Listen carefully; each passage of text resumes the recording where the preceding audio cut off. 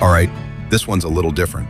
I've done comic explainers, breakdowns, multiversal chaos, but today I want to try something new. A philosophical deep dive into one of the most debated villains in the MCU, Thanos, because let's be honest, comic book Thanos, that guy was snapping fingers to impress a goth goddess who wouldn't text him back. MCU Thanos, he's out here running a galactic TED Talk with a body count. If you enjoy this kind of content, let me know, because I'd love to do more. So, was Thanos actually right? Was the snap just a tragedy or a necessary evil? Let's break it down. Part 1. The Mad Titan's Logic. Utilitarianism 101. Thanos wasn't out here snapping because he liked glittery gauntlets. His core belief? The universe has finite resources and infinite mouths to feed. That combo leads to extinction. His solution? Kill half the population. Painful? Yes, but in his eyes, merciful. This is classic utilitarianism. The idea that the right thing is whatever causes the most good for the most people. Kind of like choosing which 5 people to save on a train track by sacrificing one. Unfortunately, Thanos skipped the ethics class at Titan U. He went from let's reduce suffering to dust everybody real quick. Part 2. The ethics of sacrifice. Is it ever okay? Let's be clear, Thanos doesn't just think sacrifice is okay, he embodies it. He throws his own daughter off a cliff to get the Soul Stone. The man's committed. But here's the problem. Is sacrifice ethical if the one being sacrificed doesn't consent? This is where philosophers like Immanuel Kant come in. Kant argued that human beings should never be used as a means to an end. They have inherent value. Basically, people aren't tools for someone else's grand plan.